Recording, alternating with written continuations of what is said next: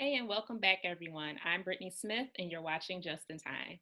Today, we have Jeff Sorensen, co-founder of Optimize and the director for social innovation at LSA. Thank you so much for joining us today, Jeff. How are you doing? Thanks for having me. I'm doing all right. Awesome.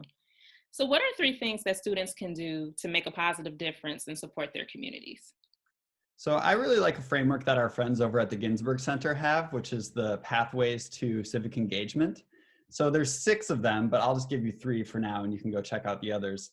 It's everything from social entrepreneurship to direct service to community organizing and activism to policy and governance. I'll give you a fourth. They have 6 over there. I highly recommend checking it out. Any of them are great ways to get engaged. And then what advice do you have for students who may want to get involved in local activism? Well, the first, in very optimized fashion, is to ask yourself, why not me?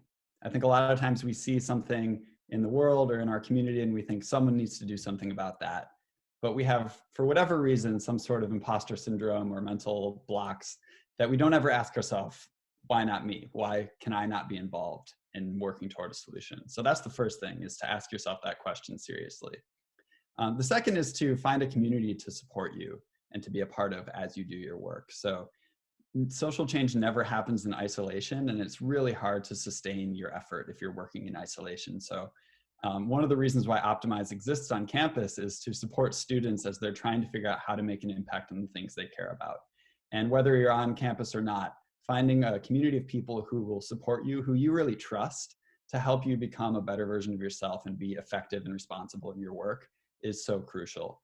And then the third, I think, is balance your conviction that you need to take action with a respect for the necessity of acting responsibly.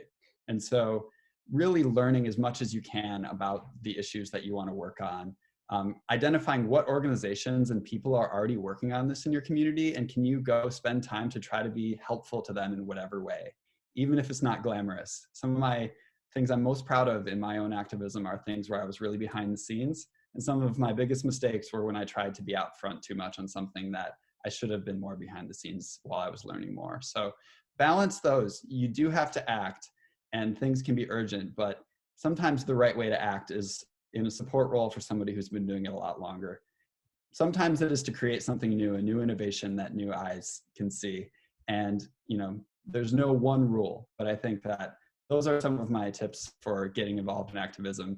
And that's why a community is so important, is that they help you figure that out as you go. So hopefully this is helpful. Check out Optimize to learn how you can become part of a supportive community on campus. Great. Well, thank you so much for speaking with us today, Jeff. And that wraps up today's Just in Time. Be sure to stay tuned for our next video. Please be safe out there, and we'll talk to you soon.